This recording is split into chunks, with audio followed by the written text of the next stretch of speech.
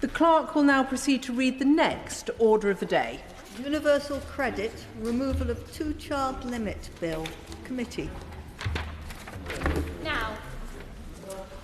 Order. Under the order of the House of the 3rd of February, we shall now move to the Committee of the whole House.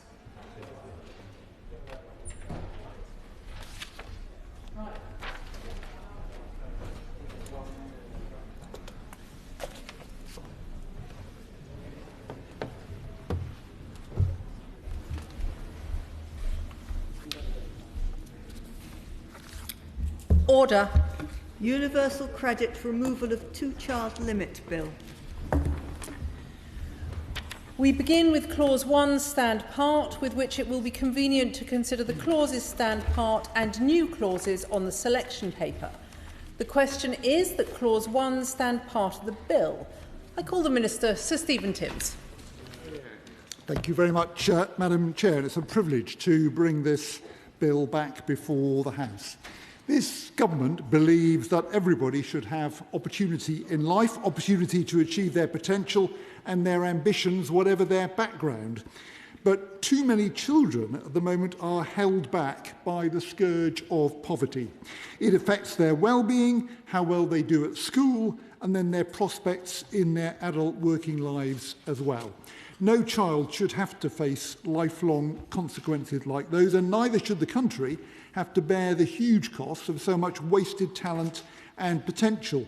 Lifting the two-child limit is universal credit is the single most cost-effective lever we can pull to reduce substantially the number of children growing up in poverty.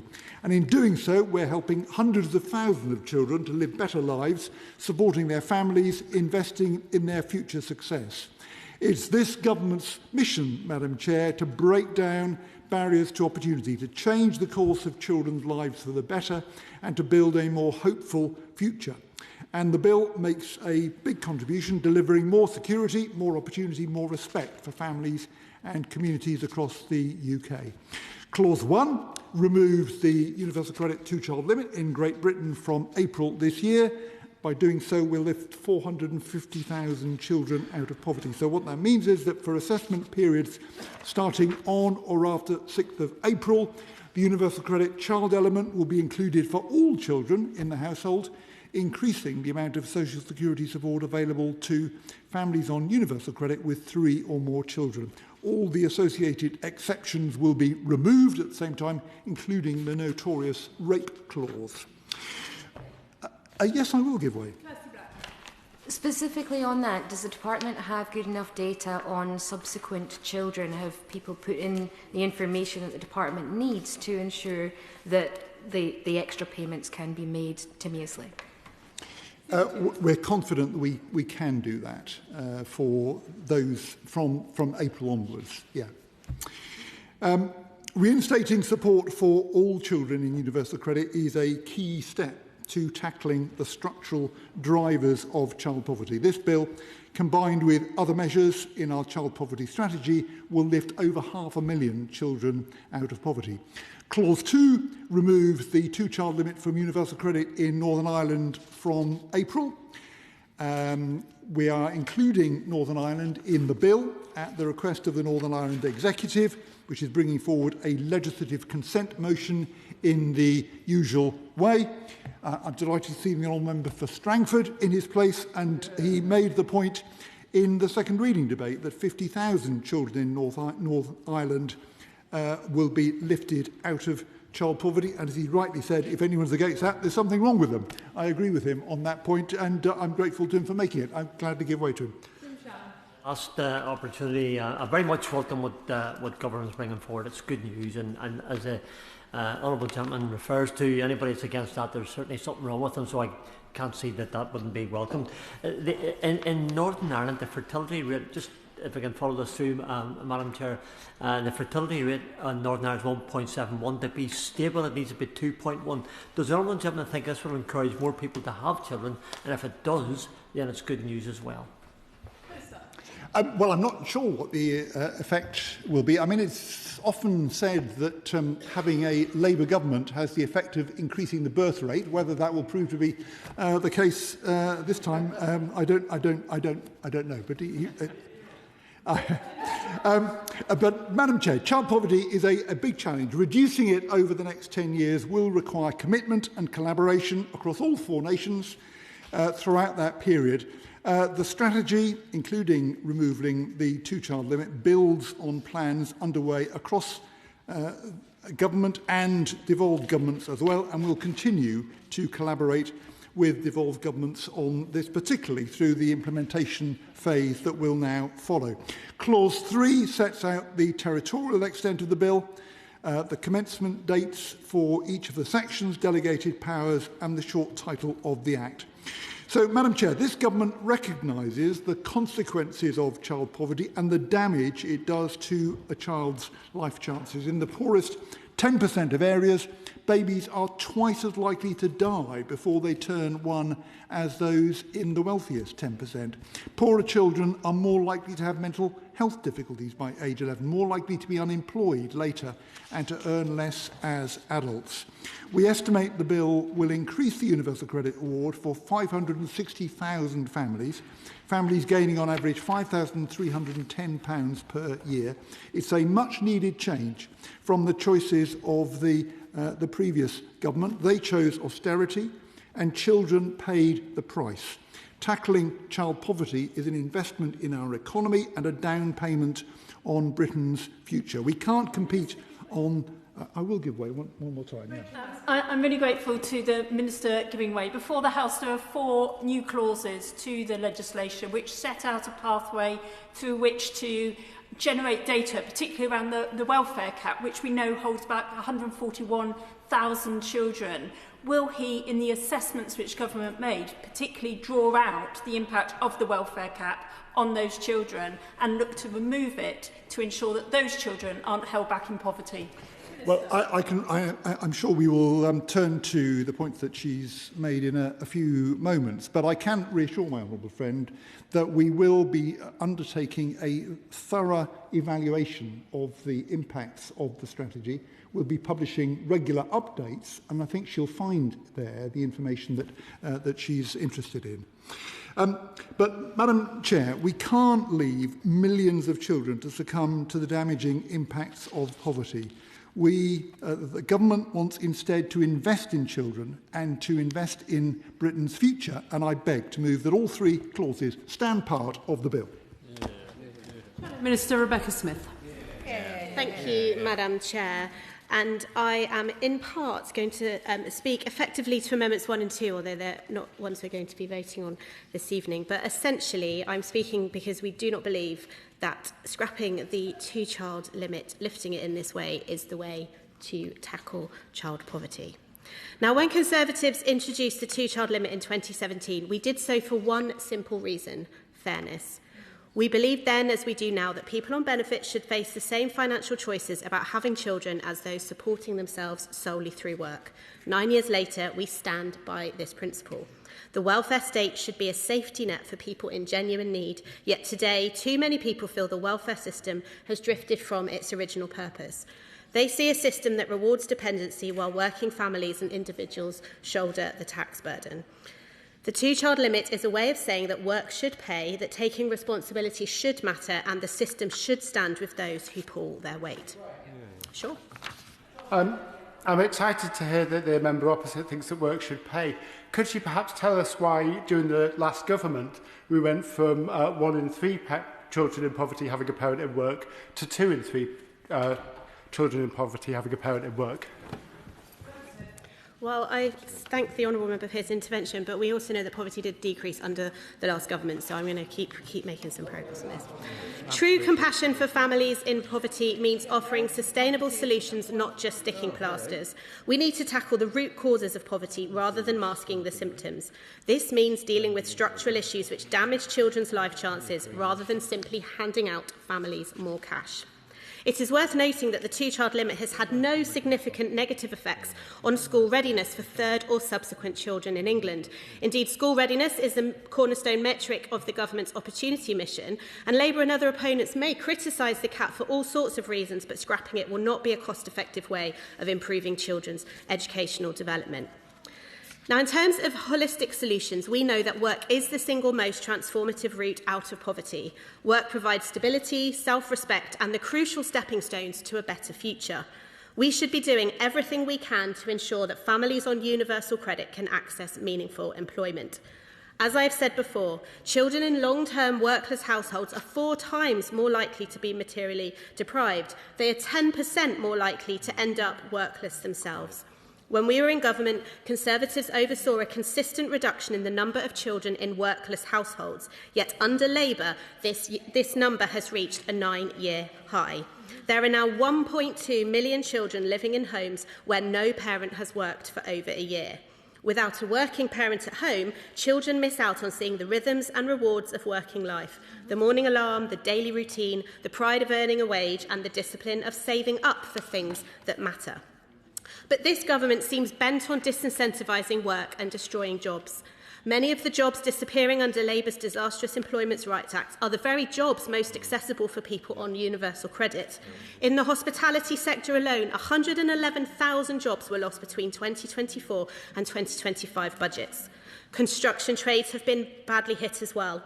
Last week, one of my constituents, a mother with an autistic 16-year-old son, contacted me. He is desperate to find a carpentry apprentice. He has rung as many employers in Plymouth as he can. Not a single company can afford to take him on.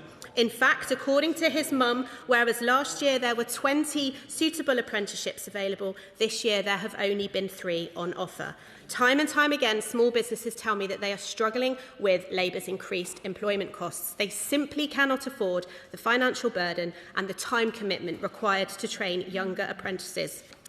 Britain's youth unemployment rate is now higher than Europe's for the first time since records began. There are now 150,000 more young people who are out of work than when Labour took office, and in total we have 729,000 16 to 24-year-olds who are unemployed. Now, true compassion means creating a system that is fair to working families, especially those whose incomes are only just above the threshold for universal credit. In this place 3 weeks ago, I mentioned a self-employed mother who encapsulates this issue of fairness. She confided in me that she and her husband are seriously considering whether they can afford to get pregnant again. She is one of many working mums who face a heart-wrenching dilemma: fulfil her longing to have another baby and lose her earnings as a result, or do what is affordable and risk a lifetime of regret for the child she never had. To working parents, and particularly the self-employed across the country, scrapping the cap sends entirely the wrong message. They are making difficult choices about family size because the state is not going to swoop in and cover the cost. Can we really look working parents in the eye and say that we voted for a system that requires them to make tough decisions while absolving families on benefits from these same dilemmas? Is she aware what percentage of people who are subject to the two-child cap currently are in work? And is she aware that 22% of people on universal credit earn more money than the personal allowance and therefore pay income tax? So I thank the Honourable Lady for her intervention, which actually provides me with a great opportunity to be able to say something that I discovered, well, probably realised again in preparing for this debate, which is that actually, yes, we do know that there are lots of working people who claim universal credit, but what we don't know is how many hours those people work to be able to ascertain how many of them are full-time workers and how many are part-time workers. Now, of course, if they're full-time workers, there's one argument to be made, but the vast majority of them, as I would assume, are part-time workers, in which case we need to be encouraging them to work more hours. And I'm going to get to a point where this is a problem later with all the other passported benefits that they get once they are entitled to universal credit. Now, how can it be fair to expect working parents to subsidise other families' decisions that lie beyond their own financial reach?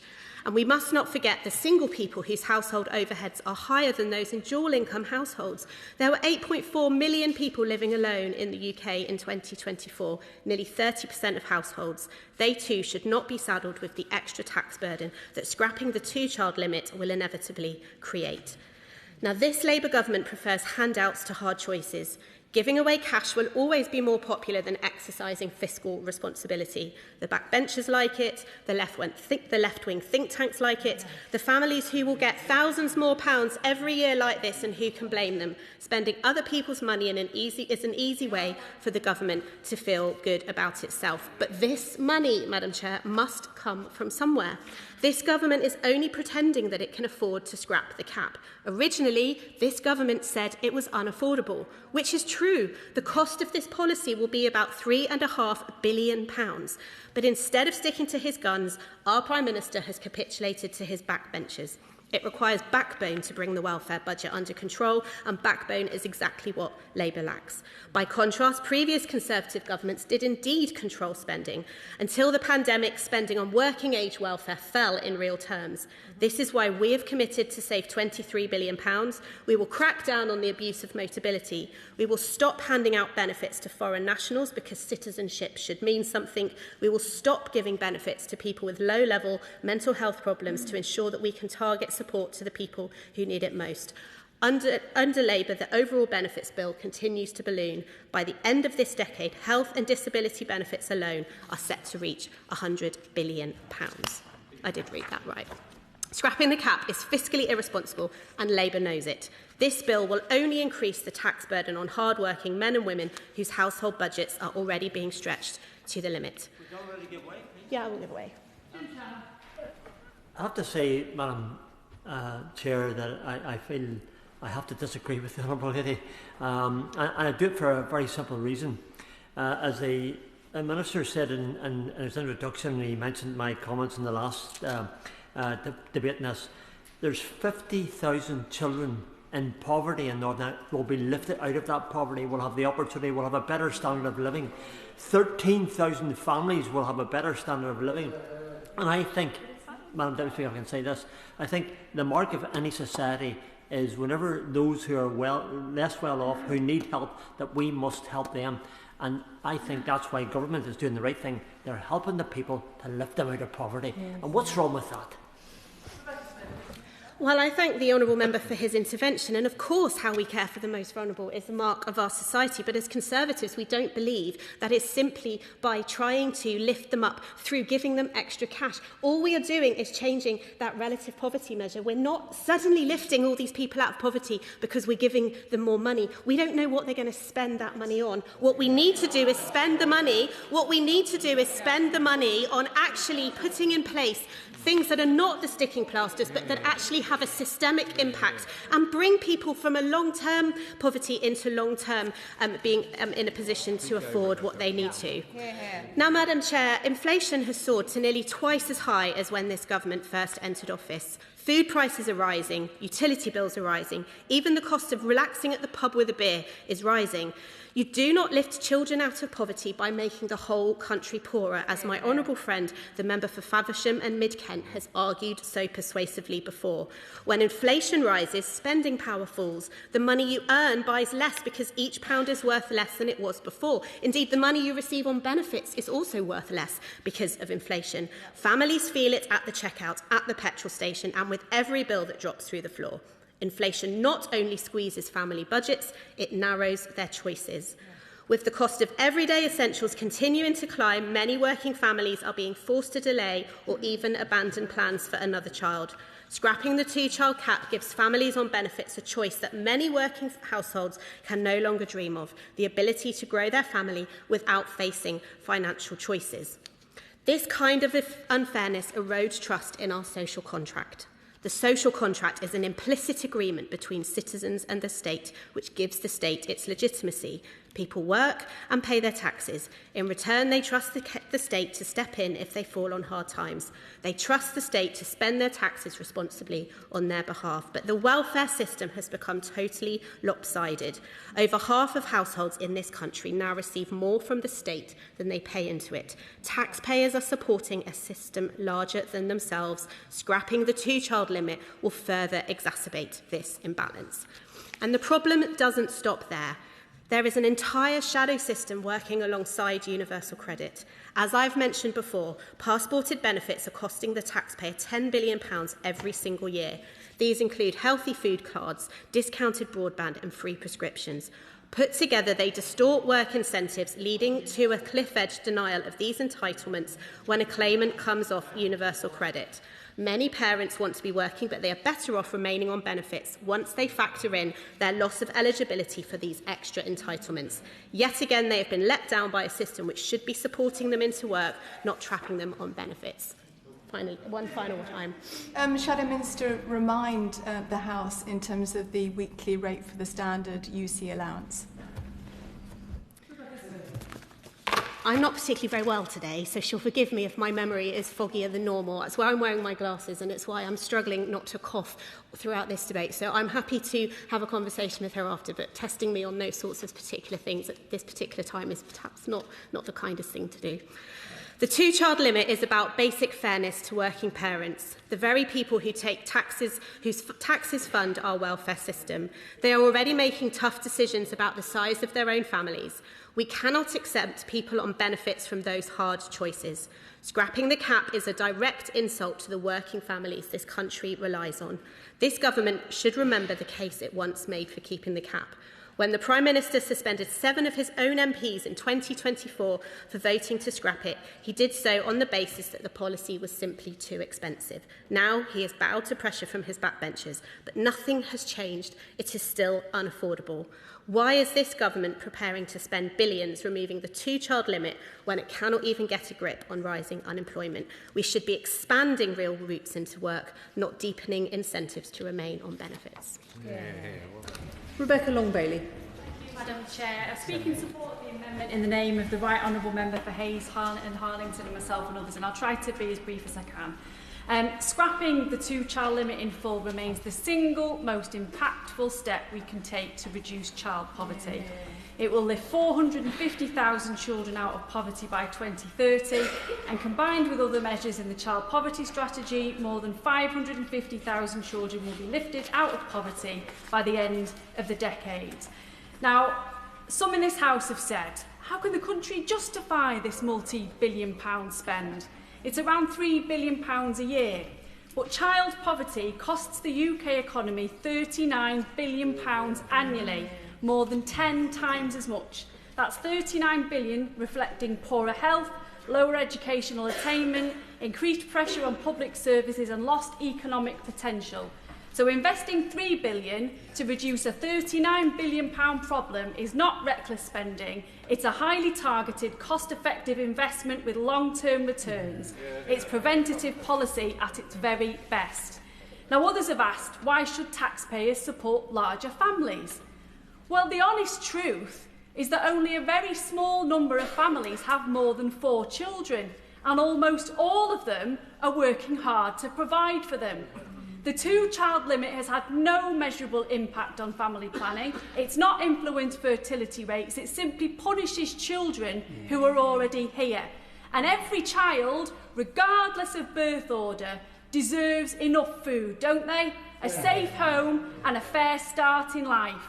And when children are supported to thrive, they do better in school, they stay healthier, and they contribute more fully as adults, and that benefits all of us. And finally, for those who argue that support should not go to families out of work, remember this: 6 in 10 children affected by the two-child limit live in households where at least one parent works. And those families are taxpayers too. And as my mum says, there but for the grace of God go I. Crisis can happen at any moment, in an instant. Bereavement, illness, redundancy, family breakdown can push any household into temporary reliance on universal credit. And a humane and flexible social security system exists to provide stability in those moments of crisis. So I urge all members of this House to support the passage of today's bill. But of course, this must just be the start, and we must go further. And alongside scrapping the two-child limit, we have got to address the wider benefit cap introduced in 2013. It's bore down on the backs of many families like a rucksack full of lead. Organisations including the Child Poverty Action Group, End Child Poverty Coalition, Save the Children UK, the Children's Society, Barnardo's Action for Children and the Joseph Rowntree Foundation have all highlighted the damaging impact of the overall cap. It places arbitrary ceilings on support regardless of rent levels, local costs or family size. It disproportionately affects single parents, overwhelmingly women, and families in high-cost areas. It drives rent arrears, temporary accommodation and homelessness. And the evidence is clear. It doesn't meaningfully increase employment. What it does is it increases hardship. So if we're serious about tackling structural poverty, we can't remove one barrier while leaving one firmly in place. Lifting the overall benefit cap would complement the removal of the two-child limit, ensuring that the gains we make today are not clawed back through arbitrary ceilings that fail to reflect real living costs. So I applaud the government for scrapping the two-child cap. It's the right thing to do. But now I hope that the Minister can give us some assurances today that his next step will be to look at lifting the benefit cap. Liberal Democrat spokesperson Charlie Maynard. Thank you, Madam Deputy Chair. It's been a very painful path to get to this point, but I'd quite simply like to say that I welcome what the government is bringing in today. Reversing the two-child limit will lift 540,000 children out of absolute poverty, and it is unquestionably the right thing to do. Certainly for those children and for their families, but also for our economy, our public services and for our society as a whole. Children growing up in poverty face worse educational outcomes, poorer physical and mental health and fewer opportunities in adulthood. As the member for Salford has just pointed out, this has a huge economic cost on our society as well, and investing now a relatively small amount for great gains later is a very sensible thing to be doing. This change will be worth up to £5,000 per year for each of the 500 families, more than 500 families in my Witney constituency who have been impacted by this cap. I have had heartbreaking emails and surgeries, and I'm sure we all have, from constituents impacted by this cap, who have had to skip meals in order to ensure their children don't go without, because their money each month simply doesn't stretch far enough. Our food banks help enormously, but relying on them is not the solution, obviously. So too many children and families have been trapped in poverty because of the previous decision to impose this cap and this government's stubborn decision to keep it until now. And I wish that had happened a year ago, and that would have saved a lot of trouble and stress for the families and children involved, but also for a few members in this chamber tonight. So I commend the Labour MPs who lost the whip for fighting to end this policy for their courage. And I'm sure that it is their voices and actions which have played a large part in bringing this government now to bring forward this legislation. However, while this bill is very narrow in scope, I think we should also recognise that it is only one step towards tackling child poverty, and there is much more we need to do. And that is what the amendment tabled by my colleague, the Honourable Member for Torbay, highlights. Ministers will no doubt have seen the report by the Joseph Rowntree Foundation published, which will, while welcoming the decision to lift the cap, warned that progress on tackling child poverty as a result of removing the two-child benefit cap will likely stall after April, that's 2 months away, unless this is supported by further follow-up measures. The headlines from that report were that the number of people living in very deep poverty was at the highest level in more than 30 years, based on 2023-24 figures. But now this government must make an absolute priority to address this. That is why we are calling on the government to look at the much wider issues of overall levels of child poverty, levels of destitution and deep poverty among households with children, educational and physical and mental health outcomes for children in households affected by poverty.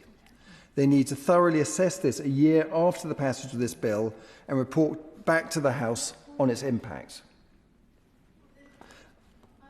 Certainly. Whether he was aware of the tackling child poverty strategy and the inquiry that the Education and Work and Pensions committees is doing, which is looking at just that, as well as the published data that the Education Secretary published just before Christmas, I think.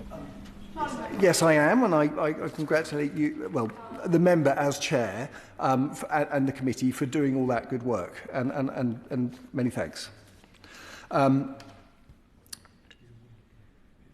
That may encourage the government to take steps that go beyond this welcome but narrow bill to support children and their families who are struggling week to get by, including, for example, auto-enrolment of all those who are eligible for free school meals so that children are automatically considered eligible when their parents apply for relevant benefits or financial support, or giving people the ability to juggle caring responsibilities alongside work without falling into hardship by increasing the value of carer benefits, particularly for those on low incomes.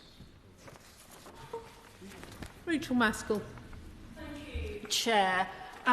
There could be no greater cause for a government than to lift children out of poverty, and that's why I very much welcome the removal of the two-child limit. However, Joseph Rowntree Foundation have reported 141 children in families who will not see the full benefit of that change. 50,000 children, the poorest of our children, who will get no benefit whatsoever because of the benefit cap. And therefore we have to really examine the impact of the benefit cap on these families and how it is holding those children back in poverty. Of course, we must strain every sinew in order to address poverty, looking at issues like sanctions in the welfare system, looking at things like the spare room subsidy, which this government championed so much with the bedroom tax campaign, and so much more. And of course, we know the impact, especially on disabled children growing up in poverty, has the greatest cost to the state than if their poverty and destitution were to be addressed. And of course, poverty is a source of many adverse childhood experiences, causing multiple disadvantages to children and changing their life trajectories. My work at looking into the intersection of child poverty and the 1001 critical days shows the causal link. When I recently met with the Director of Midwifery and discussed poor maternal outcomes, she impressed on me how addressing the multiple indices for which poverty is at its root is the most significant step we could take. Low birth rate, domestic violence, substance use, and into general disadvantage lead to setting a baby and then a child and then an adult onto a negative trajectory. So when it comes to lifting children out of poverty, we have to look at what's holding the current 4.5 million children in poverty, 2 million in deep poverty and 1 million in destitution. So it is to be celebrated, the steps the government has made, but there is much, much more to do. Last week I had the privilege of launching Kate Pickett's new book, The Good Society. So has spent the last couple of weeks engrossed in statistics and research on the impact of poverty on our society, the causes and solutions. If the Minister hasn't read it yet, I suggest he makes it his priority. I describe the book as a manifesto because I believe it echoes our values, but also provides the evidence base the Minister needs as to why holding children down in poverty is a moral ill, when the evidence that to remove the cap will save the government substantially more and give a child a better outcome in health, education, employment, in justice and in society. The government said it was going to invest in a decade of renewals, so would reap the benefits within 2 terms of office were it to remove the benefit cap. These 4 new clauses before us today call for an assessment, which the government must be keen to do. If we don't, the academics clearly will drive out the data and present it to us. And I simply say to the party opposite that they are wrong on the base of evidence. We need to look at the number of children who have now been pushed into poverty under the last 14 years. Life expectancy in our developed country now 24th out of 38 in the OECD, and infant mortality now 29th. There is a causal link. So whether health outcomes, educational outcomes, impact on family or the justice system, the prevalence of their roots are traced back to poverty in childhood. If we are serious about cutting the social security cost or cutting the prison population cost to the exchequer, the only path means that we have to invest to end child poverty and take ambition beyond that of the child poverty strategy launched by our government. Evidence in York, where we have introduced free school meals, has shown that we are lifting children out of poverty, and the outcomes are significantly enhanced for those children.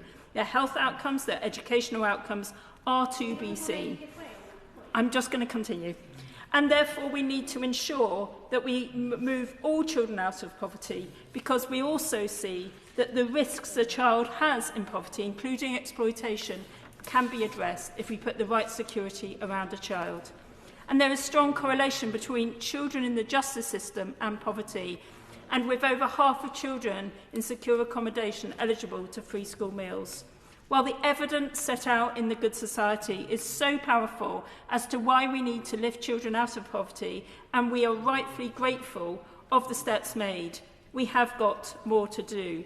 Further, we know that 30% of disabled people live in poverty, and the risk of deep poverty is 60% higher in families where someone is a disabled person. And it is right, therefore, in new clause 2 that we seek to find deeper evidence. One of the reasons why ensuring that we look at the benefit cap to my constituency is because we've got one of the highest costs of living in the country, and therefore the cost of housing is holding those families back, not having the resources in order to pay for the basics for their children. And that's why I've worked with Citizens Advice in York to talk about these issues and said that I would raise them with the Minister today.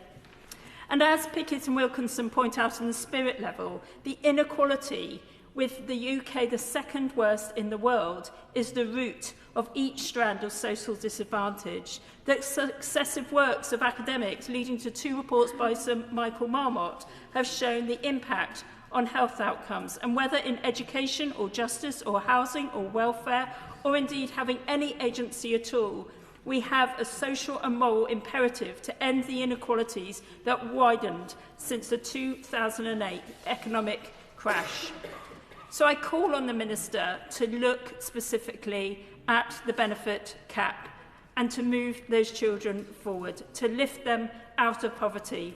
Because if we can turn the tables on their life outcomes, we know that this can make such a significant difference. And if we're serious about our society gaining from the economic and social advantage of ending child poverty, we must look further, a minimum income guarantee as a next step, and seriously consider a universal basic income so no child experiences the deep and pernicious poverty that this place has for far too long held them in, suppressing their life chances and causing such harm.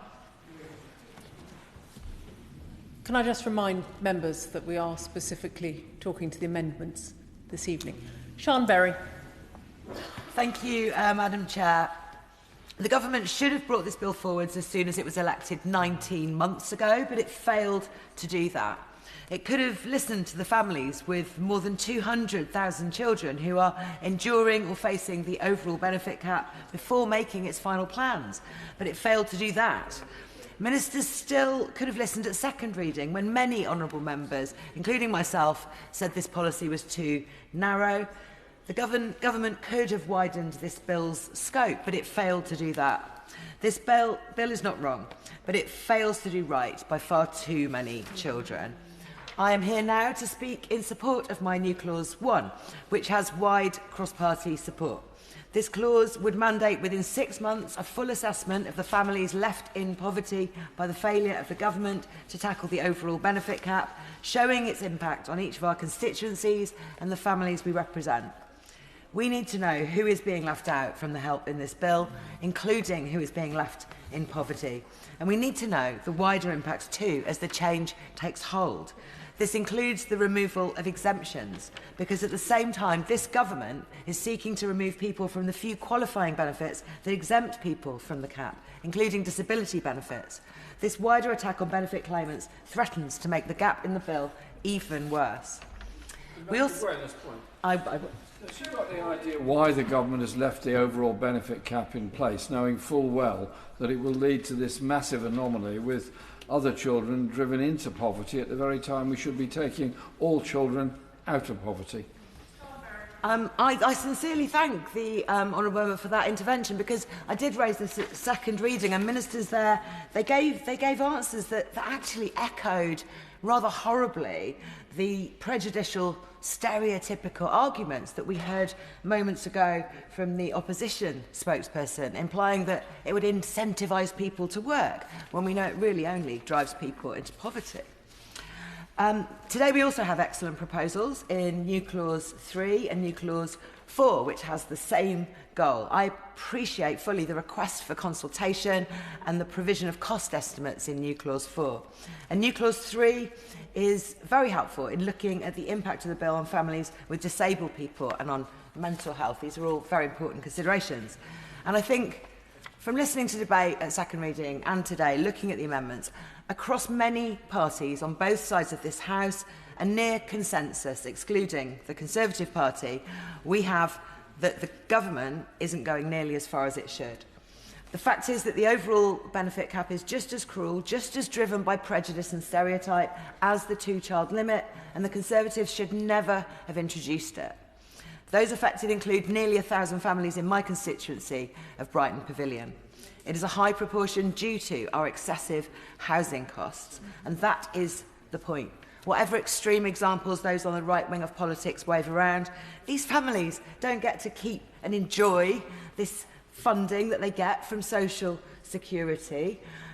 They go straight out again in the absolute basics, and sky-high rents are responsible for most of the higher living costs that put people on the cap. And the money they receive, often on top of hard-won low wages, just goes straight out to the pockets of landlords. This cap punishes the wrong people. So today I want a clear commitment from ministers, setting out how they will collect data, analyse it and report back to this House very swiftly on the families they are not helping with this bill. And then I want a clear commitment to fill this huge gap in their child poverty strategy, which so many charities agree with.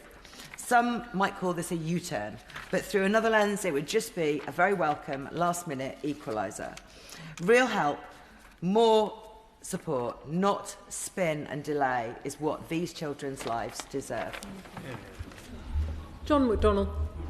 Thank you, Chair. I want to speak to New Clause 4 in my name and in the name of many of honourable members, but it echoes New Clause 1 and also New Clause 3. And the reason for it, and I take the reference from the honourable member for Strangford, really, when we came together to discuss the two-child limit and this piece of legislation, the House was filled largely with compassion, because we had a view that we just couldn't stand by and watch so many of our children living in poverty. And that's why we welcomed the bill. That's why we've campaigned for it for so long. And we were building an element of consensus across a large part of the House. But the problem that we've got has been pointed out by my honourable friend for Salford, from York and from Brighton Pavilion, is that a good bill is being ruined, really, or damaged anyway, by avoiding the issue of the overall benefit cap. So, as it's impossible for backbenchers to move amendments which will incur government expenditure, it was impossible for us to move a straight amendment to abolish the overall cap. So we've come at it through the amendments that we've tabled, which is simply saying to the government, please acknowledge that what the abolition of the two-child limit does is it leaves a large number of our children in poverty. Our friend from York has said 141. I think the figure is about 150,000 on the last estimate. 50,000 families who gain nothing as a result of this excellent piece of legislation, but doesn't go far enough. And there's another 30,000, I think, in the figures that only get some partial benefit. So all these amendments are saying to government, because we can't move an amendment tonight that will scrap the cap, at least consult about the implications of this bill and those it leaves behind. And in the New Clause amendment, the New Clause I put forward, I've just listed a number of those organisations that we all depend upon for the analysis of poverty and the discussion of the implications. So these are not revolutionary amendments. They're straightforward. Just please don't tell us in government what your next steps are, because it has to include, we think, the tackling of the overall cap itself. And I welcome the reviews that are going on, but whilst those reviews are going on, time is ticking over. And just as we had it took us a year to arrive at the debate and final conclusion on the two-child limit, we could be into another year of all those children still living in poverty. Thank my honourable friend, right honourable friend, for giving way. So the response to my right honourable friend will be that everything that everybody has just been asked for is actually in the terms of reference for the child poverty inquiry. So the outcomes that you would like will be addressed within the child poverty strategy inquiry from the Education Committee. That's why I urge the government ministers to ensure that they act swiftly on the response of that review. Because I believe all logic drives those reviews to actually come up with a recommendation that that overall cap will be eliminated once and for all. And I'm hoping we can get something from the Minister tonight, some form of words that recognises the seriousness of the issue, recognises the urgency of the issue itself, but then also recognising that those reviews will be reported swiftly, I believe, and therefore we could then, I think, almost consensually have legislation brought through in this House, and we could get it through incredibly speedily. I just want to comment on what the opposition spokesperson has said, and I'm sorry she's not very well, and I hope when she recovers that she'll discover compassion, because that's not what we heard tonight. Because we need to understand the genesis of the overall cap as well as the two-child limit. And the genesis goes back to the financial crisis of 2008, 2009, when our financial sector operated like a casino.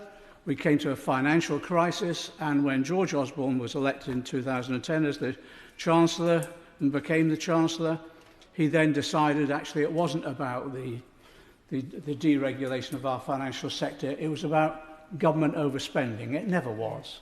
So he introduced a policy of austerity, and the way to introduce austerity was to target the most vulnerable. So he targeted, the argument that there was no money left.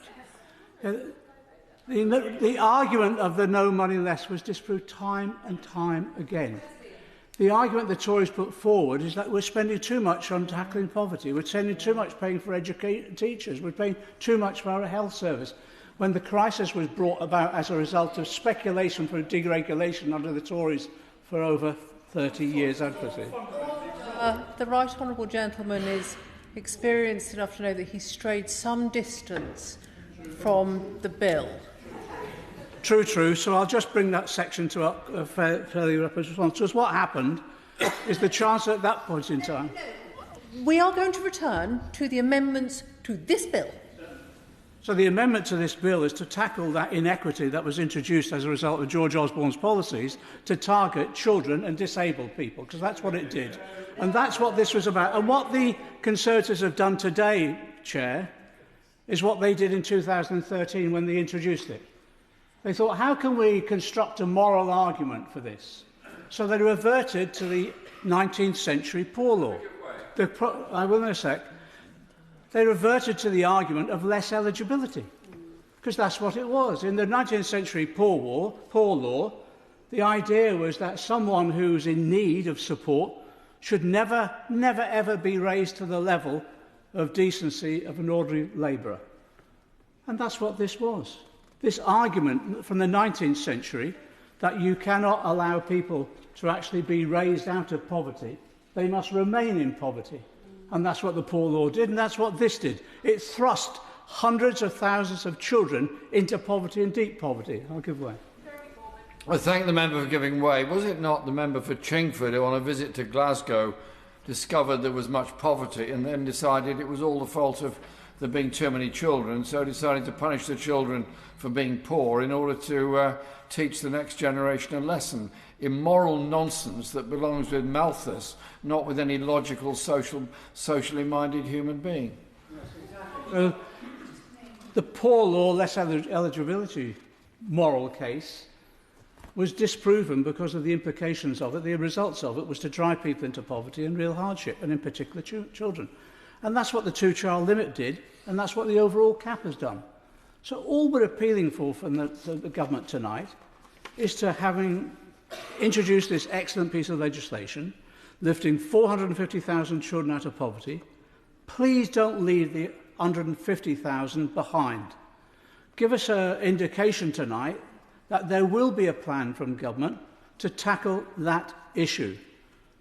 Because again, we were virtually united in compassion when this bill was introduced. We can be united in compassion once again to ensure that we scrap the overall cap. But there is a sense of urgency now, because I don't want children in my constituency to continue to live in such poverty, to continue to live in homeless accommodation, in temporary accommodation, to continue to live, yes, in deep poverty, not able to go on those school trips that other kids do within their classroom, not be able to afford the new shoes, the new coats and all the rest of it. This is almost the same sort of speeches that were made in the 19th century in this place itself. It was why actually the Labour Party was founded in the first place, that we represent working class people and that we want to eradicate poverty from our society. So I urge the Minister to give us some indication tonight of the next steps in this bill to incorporate in the consideration of this bill as we pass it into law about what the next bill will look like, and surely it's got to ensure the abolition of the cap itself. Thank you, Madam Chairman. I would like to speak this evening in support of Amendments 1 and 2, laid in the name of my honourable friend and next-door neighbour. One of the most basic principles of any successful society is that those who work hard are able to reap the rewards. Yet under this government, millions of families are being squeezed by high tax rates, rising prices and increasing energy bills. They're not working any less hard, but many of them are ending up with less money at the end of the month, every month. That's less money to spend on day-to-day essentials and less money to save for a house, a holiday, or for a birthday present or school trip for their children. These are the real-life consequences of this government's decisions. And what many of those families see is their money taken by the government and wasted or spent on those who choose not to work. A recent study suggests that a family with 3 children and both parents working would need to earn £71,000 to match the income of a 3-child family in which neither parent works when the cap is lifted. How can it be right that one couple can wake up early every day, go to work, perhaps even take extra hours at their job, and end up with the same amount of money as their neighbours who do not work at all? It's their money which will be spent to pay for those who do not work. The Prime Minister and the Chancellor know this, but they're choosing to lift the 2-child cap anyway. This is a disgraceful way to treat millions of people across the country who are doing everything they're supposed to do and being punished for it. Brian Leishman. Thank you very much, Madam Chair. There are pockets of Grangemouth with the deepest poverty in Scotland. While tonight in Clackmannanshire, 29% of children will go to bed living in destitution. Hunger and hardship are becoming more common. That's why I support the amendment from my right honourable friend from Hayes and Harlington this evening. Now, it's obvious that 4 decades of deindustrialisation and the economic and social consequences that have followed have been devastating for communities like mine. And of course, I also understand that we can't reverse 40 years of decline in 19 months, but we must be bolder than we have been so far, because to delay will be lethal. And let's talk about stability. After 14 years of austerity, then a global pandemic that exaggerated the inequality austerity created, and then a cost of living crisis that is making people poorer, then stability just won't cut it. It's transformation we need. And truthfully, there is plenty of money in society The problem is, who holds it? With solutions like an annual wealth tax on the very wealthiest in society, those with assets of over £10 million and more, and the redistribution of that wealth into public services, education, health, then we will improve people's living standards and effectively tackle the scourge of poverty. But to do that will mean making very different political choices. But our Labour government must meaningfully shift the dial on poverty in my constituency and across the entire country. Those choices have to be taken by us because, frankly, we know that no one else will. Now, there's no doubt that lifting the two-child cap will help many families in my communities, but we can't stop there, as my honourable friend from Salford said earlier. Because, sadly, Labour governments don't come round all that often. And we have the chance to be a Labour government that transforms Britain into a fairer, more equal place that my communities and others like them all over the country so desperately need. So, tonight I urge the government to do much, much more and to think of previous Labour government's record on lifting people out of poverty and the words of a previous Labour Prime Minister. Because we are a moral crusade or we are nothing.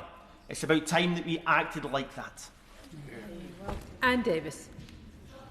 Cadeirydd, I stand to speak in support of New Clause 1 submitted in the name of the Honourable Member from Brighton Pavilion. The two-child cap should never have been introduced in the first place. And to my honourable friend from South West Devon, I gently ask, as one of 4 siblings, was I, the third born, worth less than my 2 older sisters or my younger sister?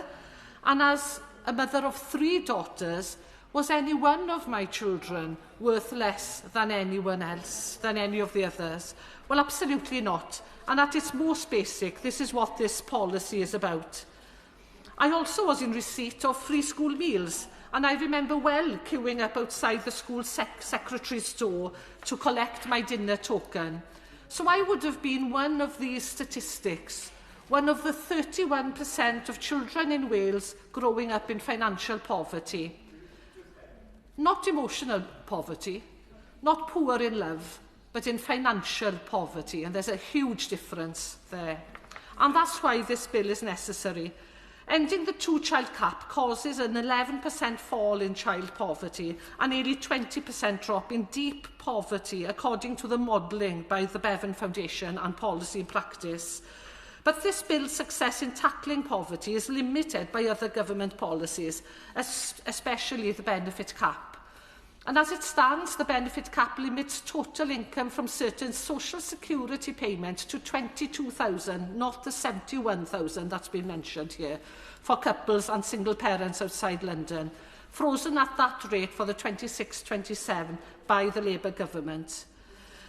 Now, over 3,000 households were already affected by the benefit cap in Wales as of May last year, and 83% of those were households with children, the majority with 3 or more children. So these families will not benefit at all from this bill. In fact, the Devon Foundation estimates that more than 1 in 5 households affected by the two-child limit will not fully benefit from its removal because of the benefit cap. The Honourable Member from Brighton Pavilion's New Clause 1 places a duty on the Secretary of State to publish an impact assessment of the effects of the bill, which includes an estimate of these households which will not see the full benefits of removing the two-child limit because of the benefit cap. And I support this amendment as a way to understand the real impact of leaving the benefit cap where it is on families across our nations and our communities. But it doesn't go far enough, as many have said. As Plaid Cymru spokesperson, I tried to ensure the UK government also tackled the benefit cap as well as the two-child limit. But the narrow scope of the bill meant that I could not put amendments to do this.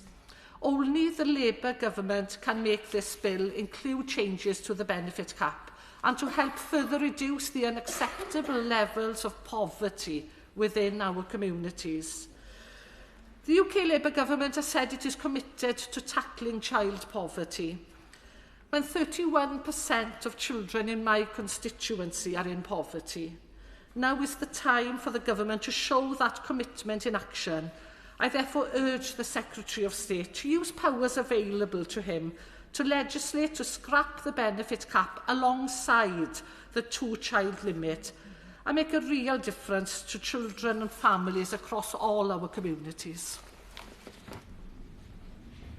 Amanda Martin. Madam Chair. I want to speak in favour of the bill, but I want to speak against Amendment 1 as an attempt to gut the bill and defeat the bill's purpose entirely.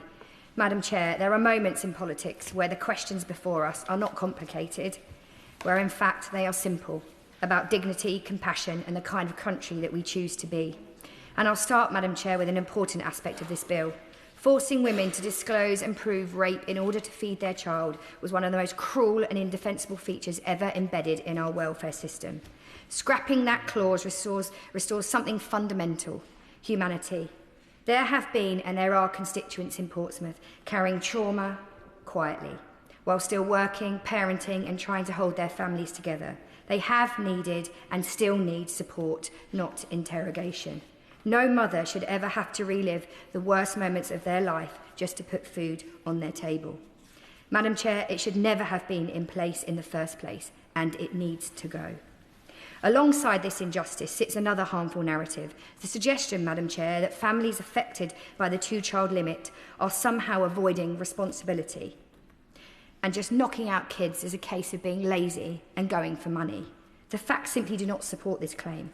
Around 59% of affected households are already in work. Nurses, teaching assistants, shop workers, cleaners, carers, I could go on.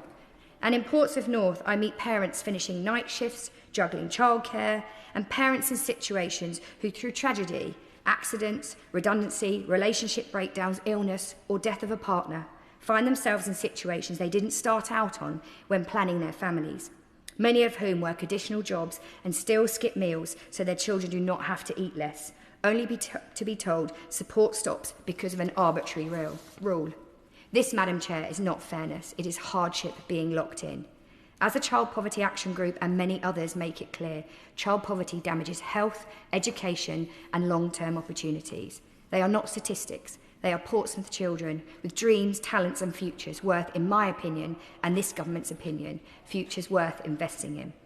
Removing the rape clause and ending the two-child limit says something powerful, that dignity matters, that work should be respected, and that no child should be punished for the circumstances or the place in their family they are born into. And as the opposition mentions the economic impact of this policy, I want to just look at the economic picture. Inflation is falling, and the Bank of England expects inflation to get to the target quicker than expected. 6 interest rates and cuts since the election. The fastest rate of cuts in 17 years, taking an average of 14,000 off new mortgages, and all without austerity, and making the most vulnerable in our society pay. In Portsmouth, this has seen a reduction of £1,750 on the average mortgage, and can also provide £62 million for local services, roads, libraries, reviving high streets, and many other local services, including 15,711 young people to benefit from the youth investment. Cutting the national debt last week and showing the largest budget surplus for many months since records began, without austerity. Thanks to the choices we've made, and thanks to bills like this, the economic plan is a correct one, without having to put our country's and our city's, my city's children. And as my honourable friend from Salford noted, the cost of tackling poverty at source, rather than paying 10 times more to support children in poverty throughout their lives, is not just morally, but economically correct. Madam Chair, this is not just good social policy, it is the mark of a decent society, and one I am proud to stand up for. But, Madam Chair, I would like to end by asking the Minister, in his summing up, to tell me more about the work that the Government will do on monitoring the impact of these changes and how they will work across Government in joined-up, consistent way to improve outcomes for young people and families, such as the workers' rights, the renters' rights, breakfast clubs, free nursery and the skills agenda for apprenticeships and trainee pathways and the youth guarantee, to name a few. Kirsty Blackman. Thank you very much, Madam Chair. It's great to get a chance to speak in the committee stage of the two-child limit bill. Do you know, I'm just so pleased that this bill is actually progressing. I'm pleased that this has happened. This is something that I feel like we've stood on these benches and argued about for so many years. It finally seems like it's going to be real. I was given into trouble by a government minister for not welcoming the bill. I have welcomed the bill at every opportunity. I am very pleased that the two-child limit is being removed. In fact, I had my own bill in order to remove the two-child limit, so I could hardly do anything but welcome this bill. I'm standing up today to talk about the amendments that have been put forward in relation to the 3 new clauses that have been put forward. We support all 3 of the new clauses that have been put forward. So the new clauses cover looking at the benefit cap, and I agree with the points that have been put forward about that. I particularly enjoyed the speech by the Honourable Member from Portsmouth just now. I thought it was really spot on in talking about the impacts of poverty, on the life chances of children forever as they grow. And I think that not just the two-child limit has caused this. The two-child limit is one of the elements that has increased and exacerbated child poverty, but the benefit cap has also increased and exacerbated child poverty. If you look at the families that are covered by the two-child limit, 40% of them have got a disabled family member in the household, whether it's one of the children or one of the parents that is a disabled family member. If you look at the benefit cap, it's overwhelmingly people with disabled members in their families that are hit by the benefit cap. If we're saying that personal independence payment, for example, is recognising the additional costs of disability, if we're saying that the additional payments that are being made through the universal credit system, whether that is the child element, whether that is the limited capability for work element, if we're saying that they are an additionality because of the complex circumstances that you're facing that are contributing to your poverty or your inability to work more hours or your illness and your ill health, if we're saying that these are additional payments that are being made in order to recognise those additional costs, why then are we putting a cap on it? Why then are we saying, actually, we believe that that children cost more money and that people in universal credit deserve more money, depending on how many children they have, because children shouldn't go hungry, which I believe is what the government is saying here. But then we're capping it and saying, well, children shouldn't go hungry apart from those children whose, when you hit the benefit cap, children shouldn't go hungry and families shouldn't go hungry apart from if you've got a set of complex circumstances that mean that you can't take on additional hours because you've got complex health needs and a requirement for a house that's adapted and therefore costs more in terms of rent, for example. Why are we saying that these additionalities are reasonable, but they're only reasonable for some people and for some families? So I think that the government needs to look again at the issue of the benefit cap. That's specifically in terms of new clause 1. There's a number of other things that the government needs to look again at that are covered by some of the other new clauses. The government has made welcome moves in terms of clawbacks and repayments from universal credit payments.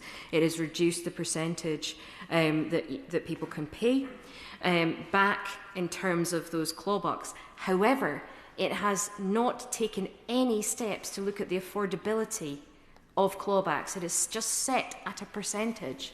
It does not look at whether or not people can afford to pay back that money that they've previously been overpaid in universal credit, or they've had it as an advance, which means that some families are significantly disadvantaged because they may have more outgoings, because they live somewhere like Brighton where rents are absolutely through the roof, where they live somewhere like the north of Scotland where heating costs a fortune because it's freezing more often than it is freezing down here. You know, where you've got these additional issues, they're not looking, none of the repayment schemes look at whether or not people can afford them. And I would urge the government also to have a look at whether or not this is contributing to child poverty. The Honourable Member for the Opposition, when she stood up and spoke, said something along the lines of, you don't solve poverty by ensuring that people have money. I mean, you literally do.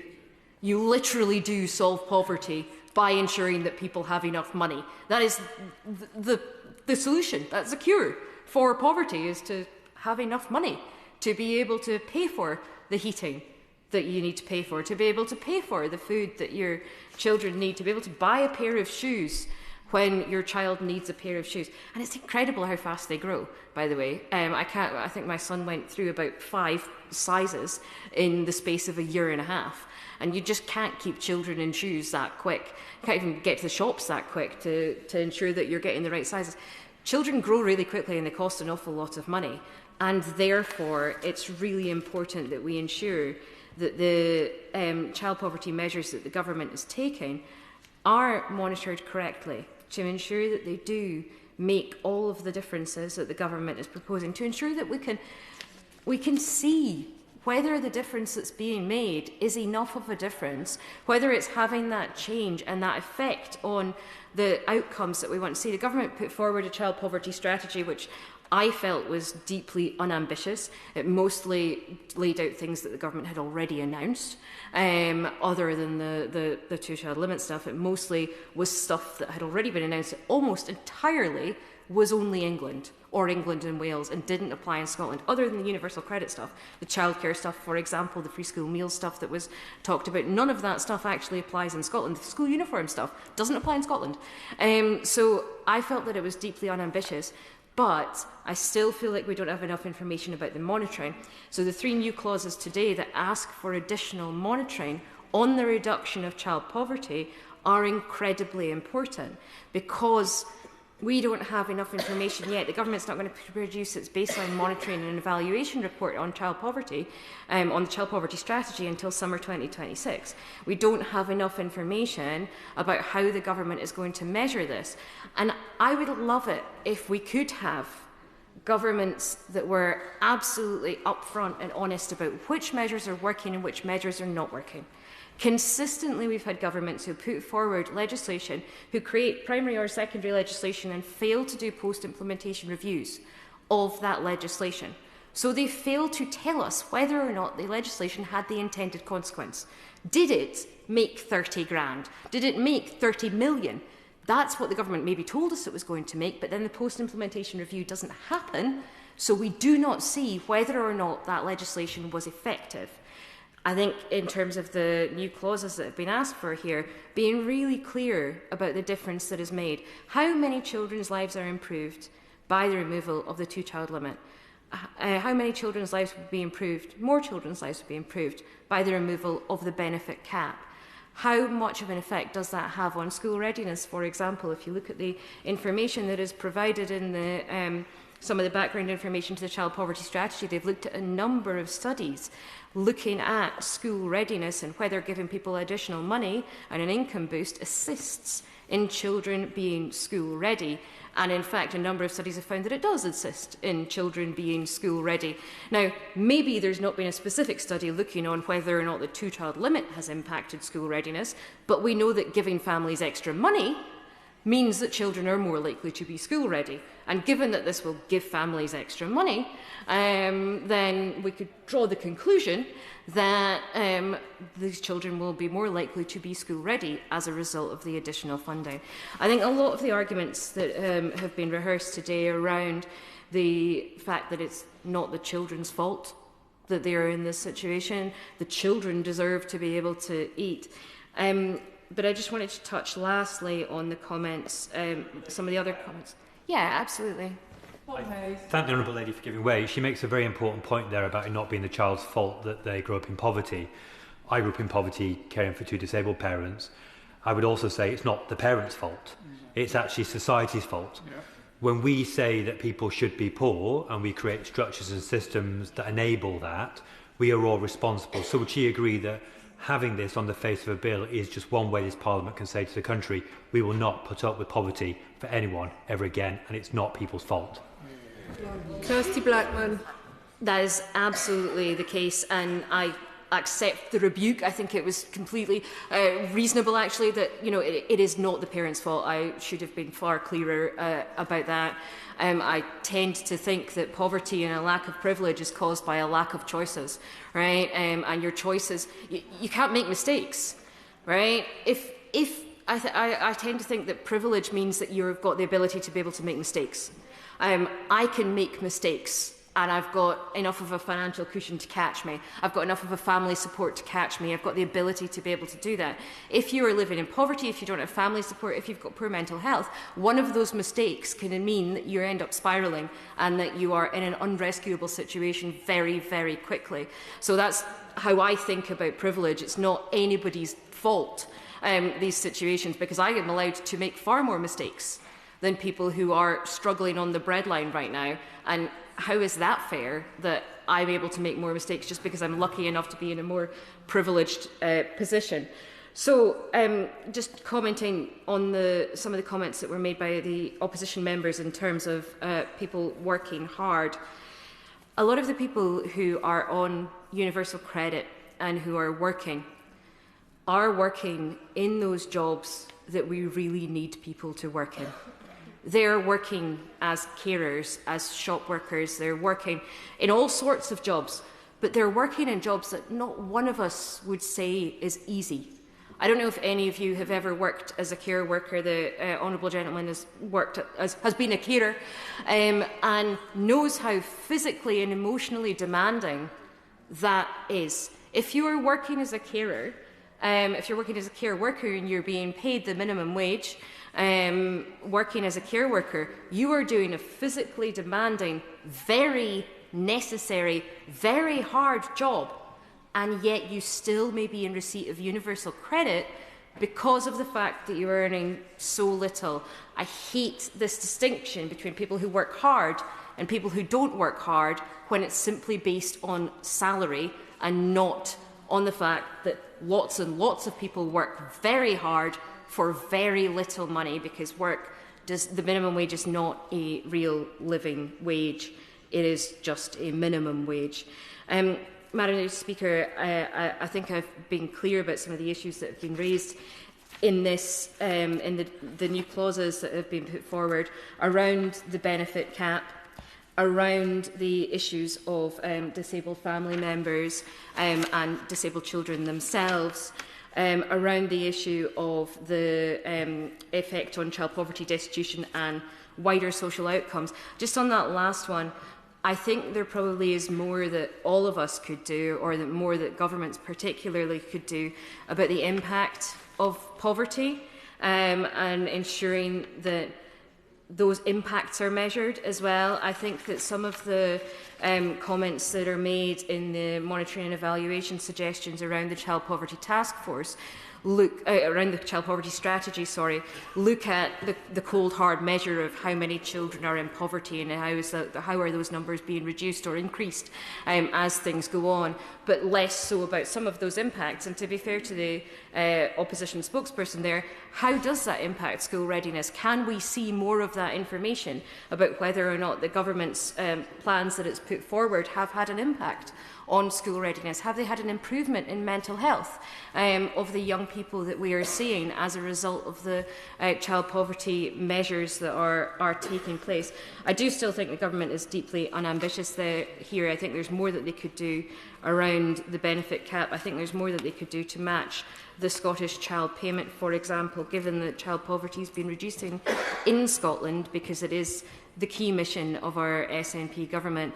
It is worth looking at what works anywhere in these islands and seeing whether or not it could or should be replicated to ensure that we're reducing poverty, to ensure that we're protecting children, and to ensure that everybody has those opportunities, no matter how much their parents earn, no matter how many children there are in the family, and no matter whether or not they've got a disabled family member.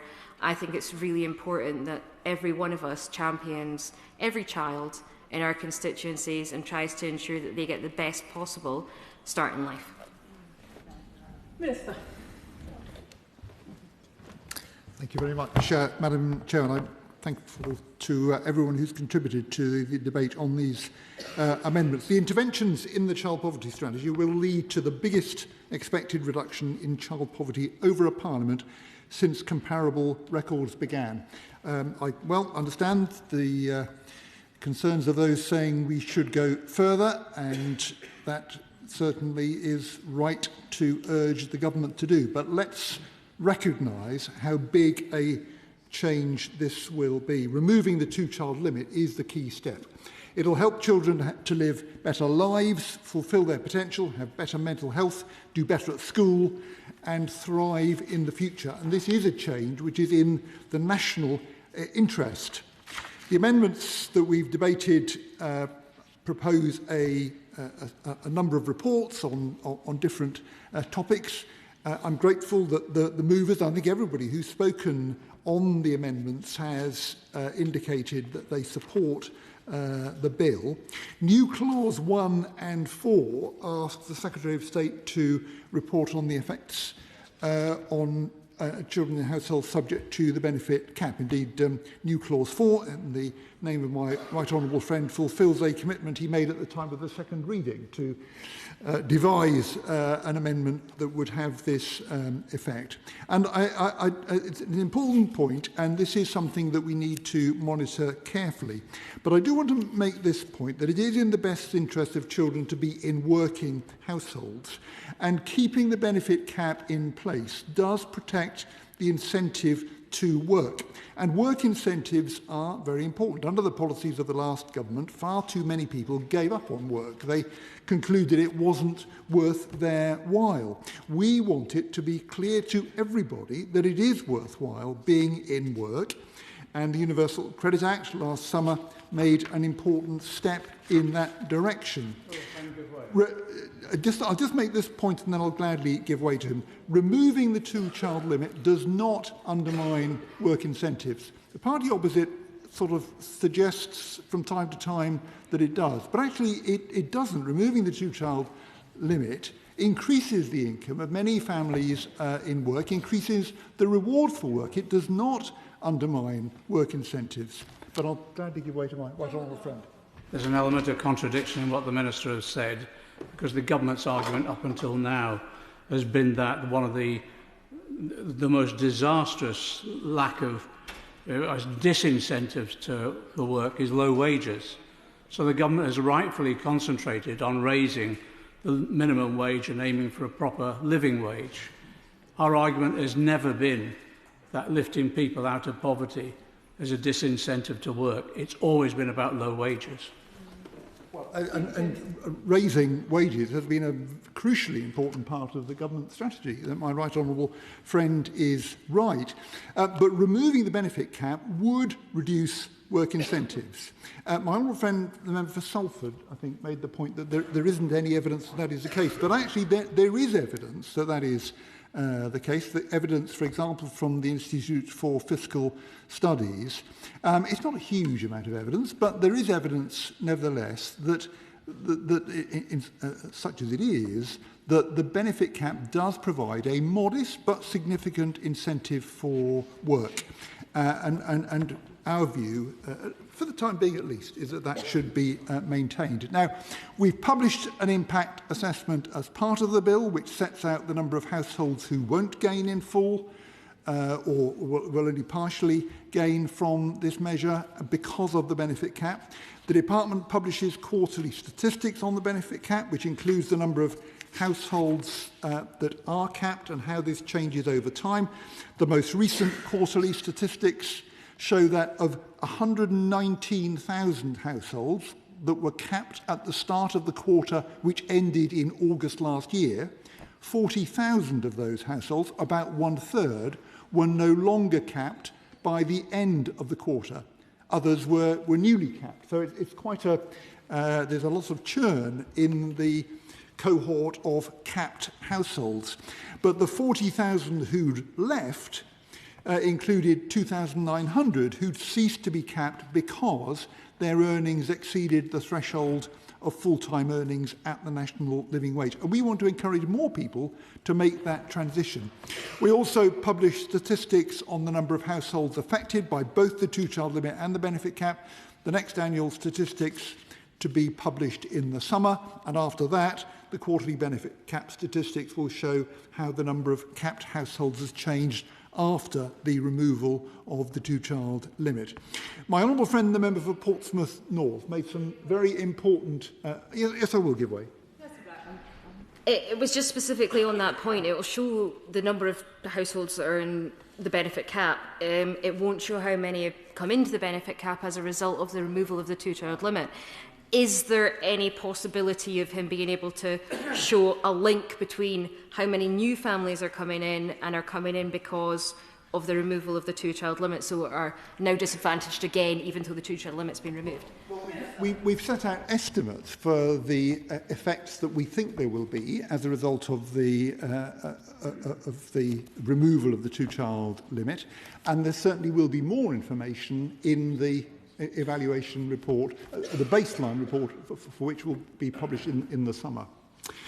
My honourable friend for Portsmouth North made some important points, and I particularly agree with the importance of scrapping the rape clause, which has been a feature of the legislation since the two-child limit was introduced. And she's also right that we need to understand properly the impacts of policy intervention. So we have published a monitoring and evaluation framework for the child poverty strategy alongside the strategy.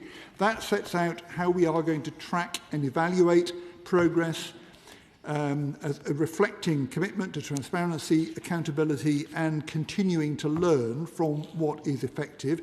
The baseline report, which, as I've said, will be published in the summer, is going to set out details on plans alongside the latest statistics and evidence, and we will be reporting annually on progress after that. So I think the information we are committed to publish will provide the information that is being looked for in these amendments.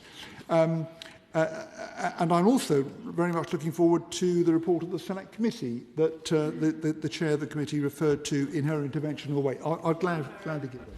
I thank the Minister greatly for that. Will the Minister be tackling the point I made in my speech about the possibility that people being denied disability benefits as a result of separate work for which he is responsible might fall into the cap by losing the exemptions? This worries me greatly in respect to my own constituents. Minister. Yeah, well, one of the amendments does touch specifically on disabled people.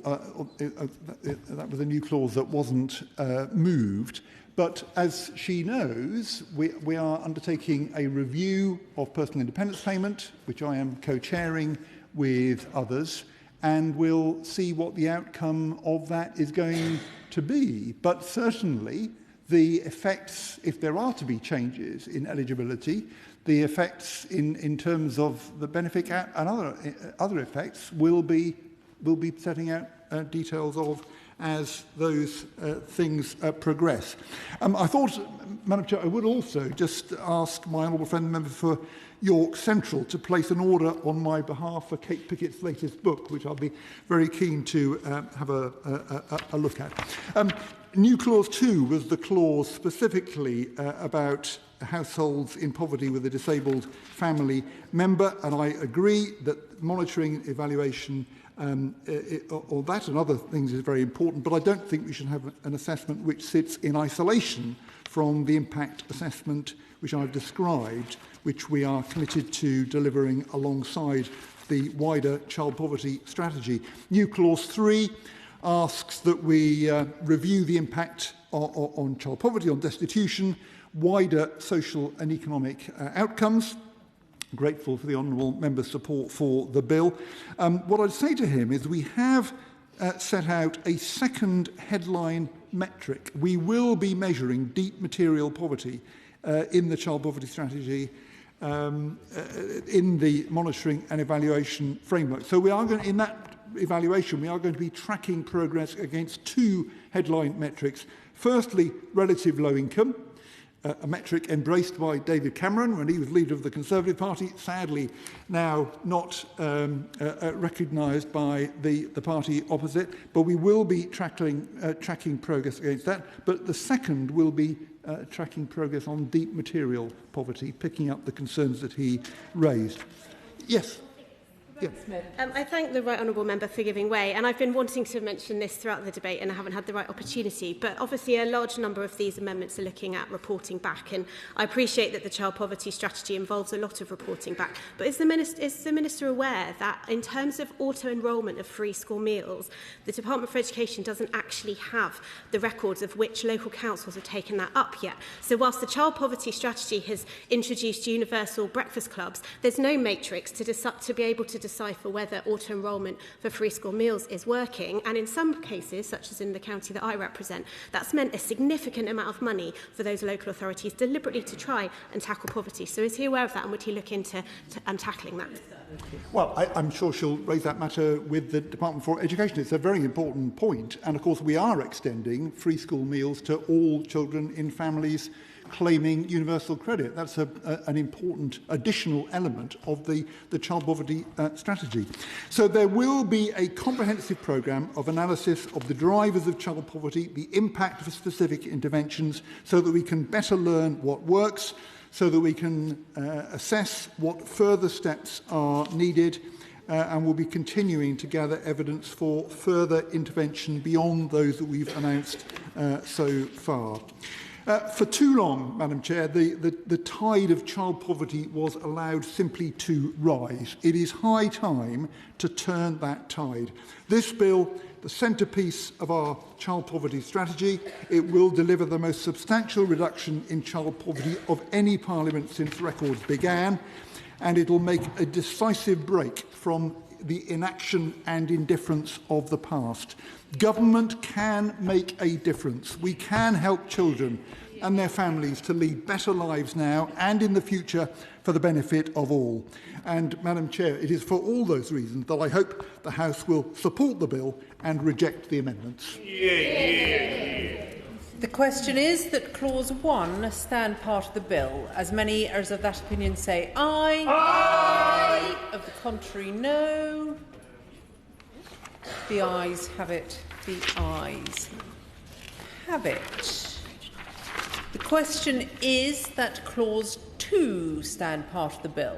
As many as of that opinion say aye. Aye. Of the contrary, no. I think the ayes have it. The ayes have it. The question is that Clause 3 stand part of the bill. As many as of that opinion say aye. Aye. Of the contrary, no.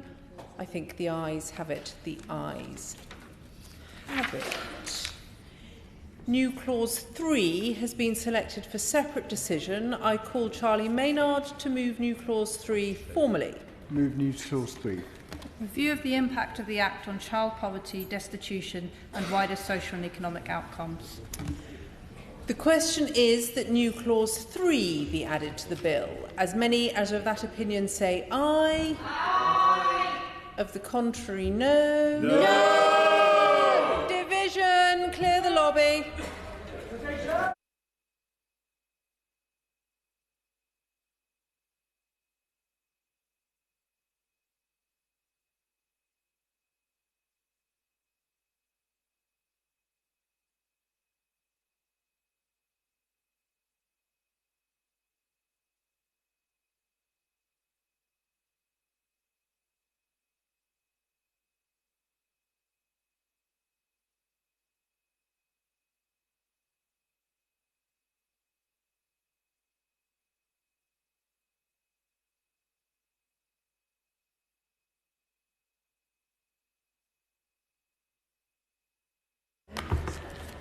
The question is that New Clause 3 be added to the bill. As many as of that opinion say aye. Aye.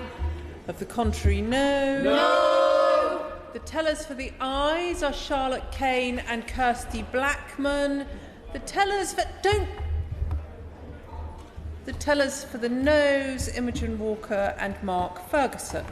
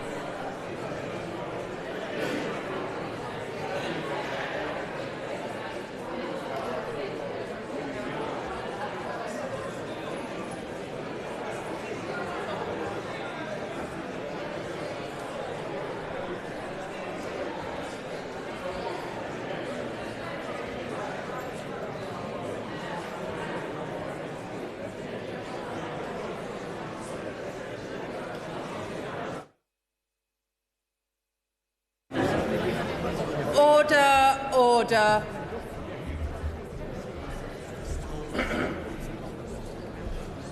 The ayes to the right, 73.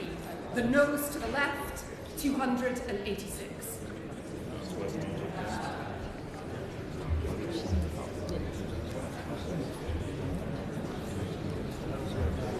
The ayes to the right were 73, the noes to the left 286.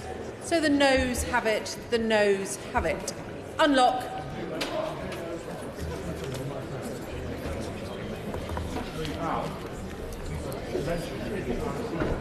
Order, order. The question is that I do report the bill to the House. The question is that I do report the bill to the House. As many as of that opinion say aye. Aye. Of the contrary, no. I think the ayes have it. The ayes have it. Order, order. That concludes proceedings in committee.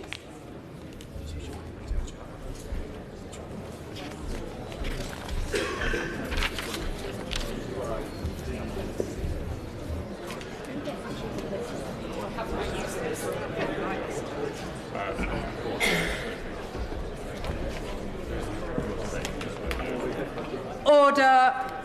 Whip to report.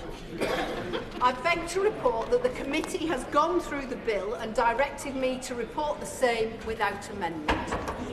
Third reading. Now. Minister to move third reading. Sir Stephen Timms. Madam Chair, scrapping the two-child limit is an investment in the future of children and of the country. 2 million children will benefit from this bill. We'll be held to account on progress through the monitoring and evaluation arrangements we've put in place to make sure that the change we are making is genuinely lasting. I want to thank every member who's contributed to these debates. Removing the two-child limit from universal credit will help more children to fulfil their potential, to grow up, to make a positive contribution and to be part of a fairer, stronger country. I hope that the whole House will now support this vital measure.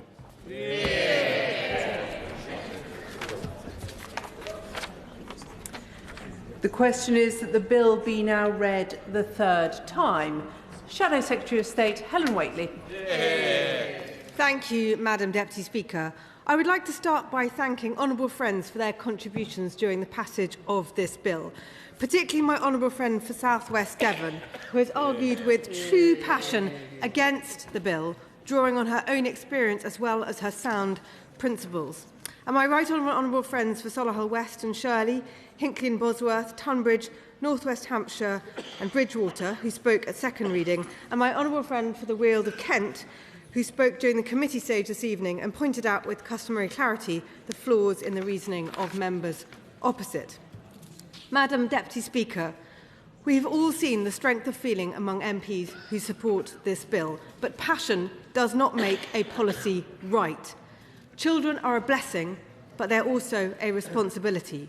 Parents up and down the country work long hours and make sacrifices to bring up their children. Many couples question whether they can afford one child, let alone 3, 4 or 5. They make tough but responsible choices. Yet this bill means that they will be taxed to fund other people who make choices they know they cannot afford. And that is fundamentally unfair. Unfair to people who make responsible decisions, unfair to people who decide to live within their means, and unfair to the people who can't get a job, let alone afford to start a family, because this government is wrecking the economy with ever higher spending and higher taxes. You don't get a pay rise from your employer when you have another child. You make your money stretch further. But if you're on universal credit, then this bill means your benefits will rise by thousands of pounds for each extra child you have. Some families are about to get tens of thousands of pounds extra.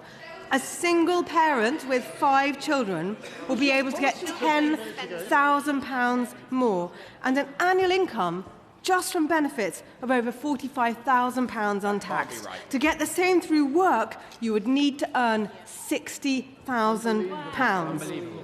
Is that fair? Now, I heard that the Secretary of State, who's standing this over there, was due to talk about welfare reform this evening. And I say to him and to all of them, anyone serious about welfare reform, anyone serious about ending the welfare trap, would vote against a bill that makes benefits pay this much more than work. And anyone serious about fiscal responsibility wouldn't vote for a bill that adds £3 billion a year to the ballooning welfare budget and costs £14 billion over the next 5 years. That money isn't just sitting there jingling in the Treasury bank account waiting to be spent on this. That money will have to be taken from a small business desperately trying not to let staff go, from a family already struggling with food and energy costs, or from the next generation through higher borrowing. However ministers dress it up, someone else will pay. Members opposite have said that this bill cuts child poverty. What they generally mean is that it reduces relative poverty, a statistic that tells you nothing about whether children's lives are actually looking up. They ignore that relative poverty tends to look better when the country gets poorer, which is exactly what their policies are doing to this country. They've done it before and they're doing it again, taxing more to spend more, killing growth and killing jobs. What really makes a difference, to children's lives is having their parents in work. But what are they doing about that? They are making it less likely. Under this government, we have seen, I know you don't want to hear it, but we have seen the fastest increase on record of children growing up without a parent in work. Unemployment has gone up every month. Now it's at its highest for 5 years. Madam Deputy Speaker, this debate is about more than just one policy. It's about two different visions for our country. Labour's answer to every challenge is the same: spend more money. They see people as victims of circumstance, and their instinct is always to compensate rather than change the circumstance. We see it differently. We know children are better off if the country is better off. If there are more jobs, higher wages, lower inflation and stronger growth. Look at the moments in our history when living standards rose for everyone. It was when people were motivated to strive, ideas were turned into businesses and hard work reaped rewards. That is how countries get ahead and their children thrive. I don't actually expect the argument I'm making to be popular throughout this chamber, although... No, I'm not expecting you guys opposite to like what I'm saying. I know you're not going to like what I'm saying, but I'll say to you, it is popular out there in the real world. I know every other party here wants to expand the state. Not just Labour, also the Lib Dems, the Greens, the SNP, Plaid, and, well, who knows how Reform will vote tonight? They don't know. They do have, I can see, one MP here. Maybe somebody will help his colleagues find their way to the right lobby tonight. Don't bet on it. But I think Reform now say they would keep the cap, but they still don't back it on principle. It's just a question of timing.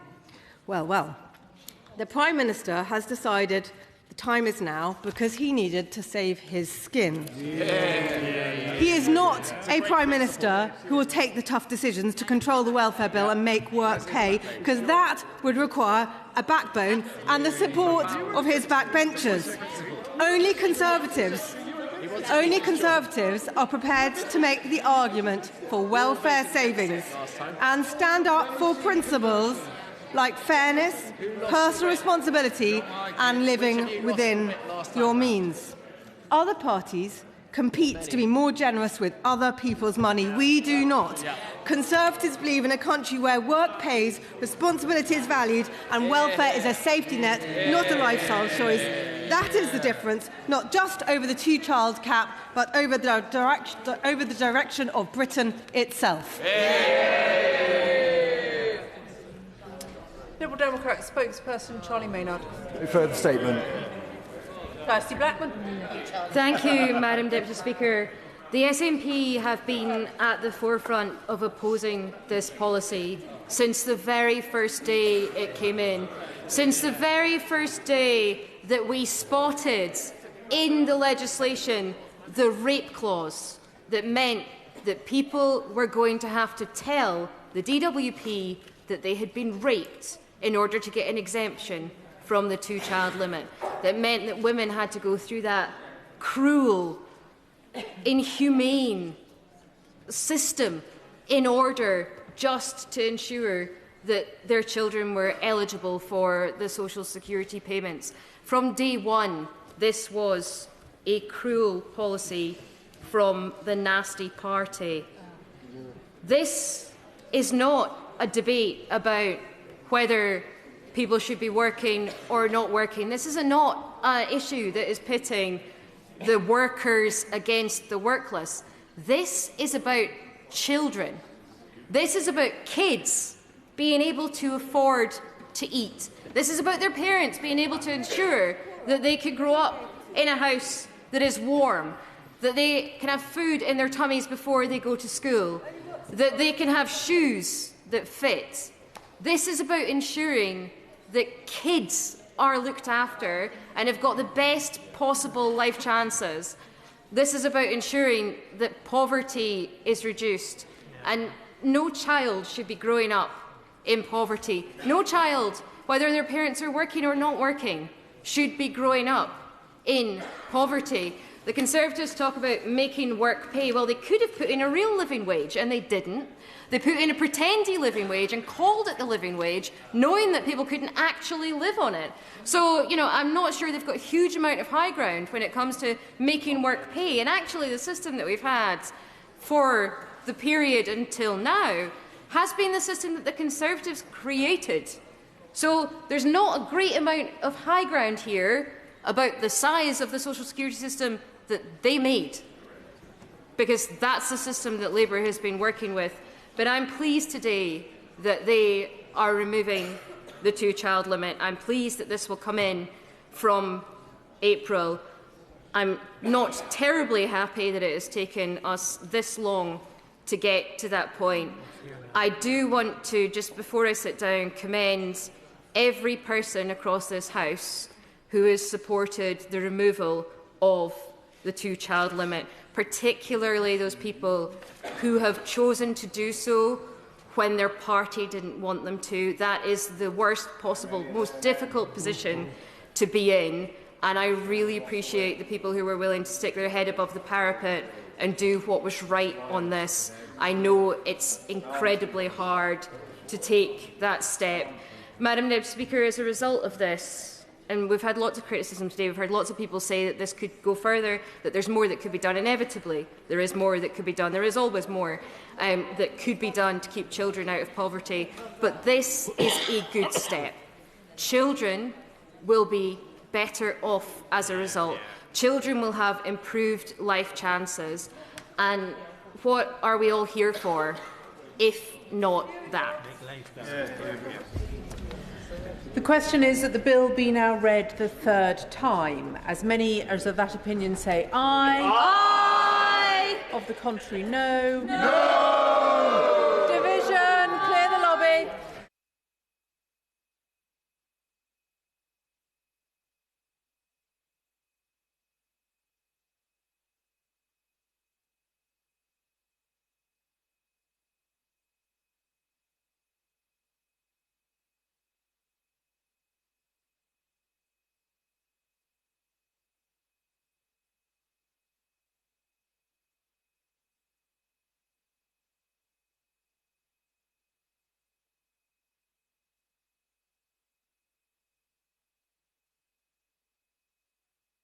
Is that the bill be now read the third time. As many as of that opinion say aye. Aye. Of the contrary, no. No. The tellers for the ayes are Mark Ferguson and Imogen Walker. The tellers for the noes, Rebecca Paul and Gregory Stafford.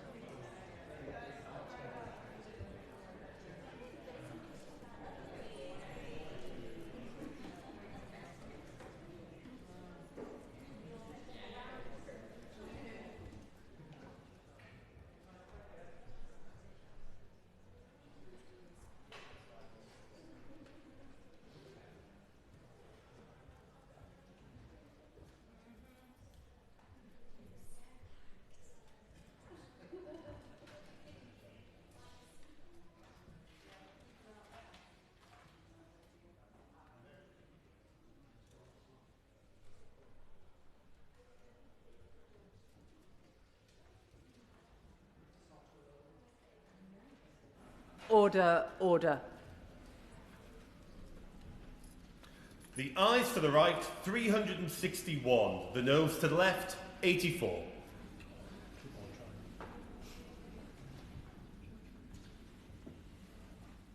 The ayes to the right were 361, the noes to the left 84, so the ayes have it, the ayes have it. Unlock.